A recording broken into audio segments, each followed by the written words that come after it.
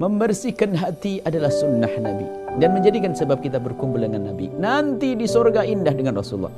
Tapi sebelum di surga ternyata di dunia kita indah. Melihat tetangganya sukses dia ikut senang. Melihat saudara sukses ikut senang. Bersih hati qalbun salim, sebelum masuk surga sudah berada di surga.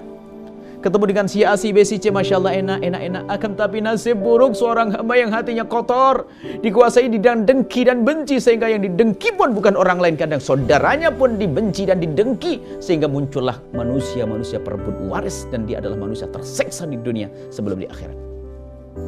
Ada sebagian orang yang menjalani hidup dengan sakit hati karena dendam yang ada di hatinya, karena dengki yang menguasai hatinya. Tidak melihat saudaranya beruntung kecuali harus sakit hati, tidak melihat saudaranya berhasil kecuali harus sakit hati. Bagaimana kita bisa membersihkan hati agar hati kita selamat, mempunyai qalbun salim itu bagaimana? Yang pertama adalah membiasakan lesan kita dengan lesan yang baik, biarpun mula-mula masih bertentangan dengan hati kita. Jangan berbicara yang tidak baik tentang orang-orang sukses yang ada di kiri kanan kita. Bahkan jika ada orang mencaci, mengolok kita, memfitnah kita pun, jangan biasa berkomentar yang tidak baik. Kita tahan dulu, ini terlebih dulu. Biasakan. Kalau ingin berkomentar, yakinkan dan pastikan itu komentar baik. Jika yang ini saja tidak bisa dilakukan, jangan berkata hatinya bersih. Tidak. Tidak ada orang ngomong kecuali dia komentar jelek. Tidak ada orang komentar jelek, hati-hati. Qalbun salim enggak ada di sini. Mula-mula dan paling utama adalah jaga lesan kita untuk tidak berkomentar dengan komentar yang baik kepada sesuatu yang kita lihat dan itu tidak baik. Bahkan jika ada orang menyakiti kita, jangan berkomentar yang tidak baik. Sebab lesan ini adalah ini menerjemahkan di hati kita. Makanya kalau ada orang mudah marah, ngelabrak, macam-macam, caci maki dan sebagainya, dari lesannya ya tanda dari kebusukan hatinya.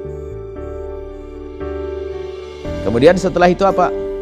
Menjaga lesan, jangan kita berkomentar yang tidak baik kepada orang yang zalim kepada kita. Mungkin kita mulai Anda seorang ustaz, tiba-tiba ada orang menfitnah Anda, jangan banyak komentar dulu. Kita cari tahu sebabnya apa. Mungkin dia tidak mengerti atau tidak mencaci kita, mengolok kita. Hanya informasi yang masuk ke kita saja. Mungkin ada pengadu domba yang ingin mengadu antara kita dengan ustaz tersebut. Lapang hati, mudah. Bahkan jika seandainya ternyata ustaz tersebut betul-betul dicaci dan dimaki oleh ustaz yang lain, yang ada dalam hatinya lapang mendoakan. Tidak berkomentar yang jelek. Kemudian setelah itu yang kedua, lakukan doa-doa dengan orang-orang tersebut. Biasakan dengan doa kebaikan.